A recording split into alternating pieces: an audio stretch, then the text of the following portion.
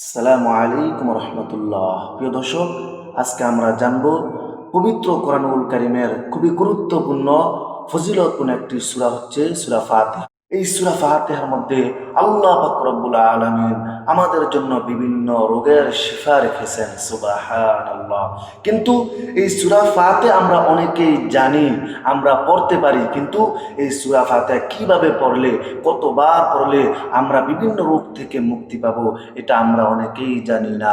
ধরেন আমাদের অনেকের ছোট ছোট বাচ্চা আছে, গভীর রাত রাত 2টা 3টা বাজে তারা অজরে কান্না শুরু করে দেয়, কিন্তু এই কঠিন মুহূর্তে সূরা ফাতিহার সঠিক আমল, সঠিক নিয়ম না জানার কারণে আমরা বিপদের মধ্যে পড়তে হয়। মসজিদের ইমাম সাহেব, মুয়াজ্জিন সাহেবদের কাছে এই রাতের বেলা আমাদের যাইতে হয়। আজকের এই ভিডিও যদি আমরা পুরোপুরি দেখি, সুন্দরভাবে আমি আপনাদেরকে বলে দেব, তাহলে গভীর রাতে আর আপনাদেরকে পেরেশানির মধ্যে পড়তে হবে না। মসজিদের ইমাম সাহেব, মুয়াজ্জিন সাহেবের কাছে আর আপনাদেরকে যেতে হবে না।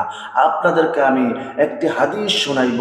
এই হাদিস যদি আপনারা শোনেন তাহলে বুঝতে পারবেন যে সূরা ফাতিহা কি পরিমাণ ফজিলতপূর্ণ, গুরুত্বপূর্ণ, কি পরিমাণ শিফা আল্লাহ পাক রব্বুল আলামিন সূরা ফাতিহার মধ্যে রেখেছেন।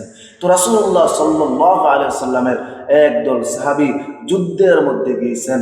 তো যুদ্ধের মধ্যে যাওয়ার পর তাদের যে খাবার ছিল, ওই খাবার শেষ হয়ে গেছে। খাবার শেষ হয়ে যাওয়ার পর তারা পেরেশানির মধ্যে পড়ে গেছেন। এখন আমরা কোথায় খাবার পাবো, কিভাবে খাবার খাইব? তাদের পাশে একটা খ্রিস্টান এলাকা ছিল। ওই খ্রিস্টান এলাকার মধ্যে গিয়ে তারা বললেন, আমাদেরকে কিছু খাবার দাও। খ্রিস্টানরা তো মুসলমানদের শত্রু, তারা বললেন, না না, আমরা কোনো অবস্থাতেই তোমাদেরকে খাবার দিব না। এই কথা বলার পর সাহাবায়ে কেরামের দল ওইখান থেকে চলে আসলেন। কিন্তু খ্রিস্টানদের যেই গুরু ছিল, তাদের যেই নেতা ছিল, ওই নেতাকে সাপে দর্শন করেছে। কোনো অবস্থাতেই তাদের নেতা সুস্থ হয় নাই। তখন তারা চিন্তা করলেন, আমাদের পাশে তো একদল মুসলমান এসেছে, আমরা তাদের কাছে যাই, গিয়ে দেখি তাদের মধ্যে কেউ জার ফুক করে কিনা। তখন খ্রিস্টান ধর্মের কিছু লোক ওই মুসলমানদের কাছে গেলেন, গিয়ে বললেন, আপনাদের মধ্যে কেউ কি জার ফুক করে? তখন তারা বললেন, অবশ্যই করে। কিন্তু কেন? তারা বললেন, আমাদের নেতাকে সাপে দর্শন করেছে, অনেক চিকিৎসা করেছে, কোনোভাবে সুস্থ হয় নাই। আপনারা যদি একটু জার ফুক করে দেখতেন আমাদের নেতা সুস্থ হয় কিনা। মুসলমানরা বললেন, না না, আমরা জার ফুক করতে পারি, কিন্তু আমরা জার ফুক করব না। তারা বললেন, কেন? বলল, তোমাদের কাছে খাবার চেয়েছি, তোমরা তো আমাদেরকে খাবার দাও নাই।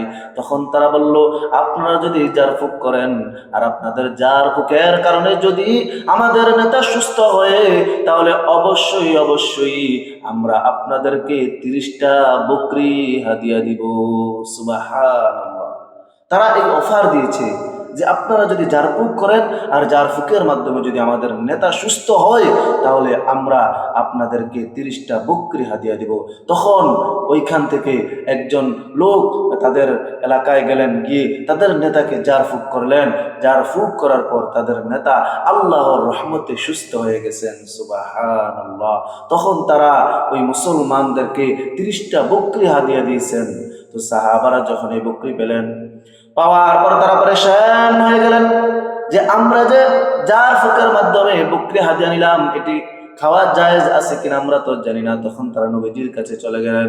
নবীজির কাছে গিয়ে তারা মাসালা জিজ্ঞাসা করলেন। নবী করিম সাল্লাল্লাহু আলাইহি ওয়াসাল্লাম বললেন, তোমরাও কিছু খাও, আমার জন্য কিছু রেখে দাও। সুবহানাল্লাহ। তোমরাও কিছু খাও, আমার জন্য এক অংশ রেখে দাও। তারপর নবী জিজ্ঞাসা করলেন, কিন্তু কি এমন জারফুক করেছো তুমি যে তোমার জারফুকের কারণে খ্রিস্টান ধর্মের নেতা সুস্থ হয়ে গেছে? তখন ওই সাহাবী বললেন, ইয়া রাসূলুল্লাহ, ইয়া হাবিবাল্লাহ, আপনার শিখানো আমল, আপনি বলেছেন সূরা ফাতিহা 7 বার পরে যদি কারো গায়ের মধ্যে ফু দেওয়া হয় বা পানির মধ্যে ফু দেওয়া হয়, ওই পানি যদি কাউকে খাওয়ানো হয় বা কারো শরীরের মধ্যে যদি সূরা ফাতিহা 7 বার পরে ফু দেওয়া হয়, তার সকল ধরনের সকল রোগ মুক্তি হয়ে যাইবে, ওই ব্যক্তি সুস্থ হয়ে যাইবে। আমিও তাই করেছি। সুবহানাল্লাহ। আল্লাহর হাবিব রাসূলুল্লাহ সাল্লাল্লাহু আলাইহি ওয়াসাল্লাম বলেছেন, তুমি সঠিক কাজ করেছো।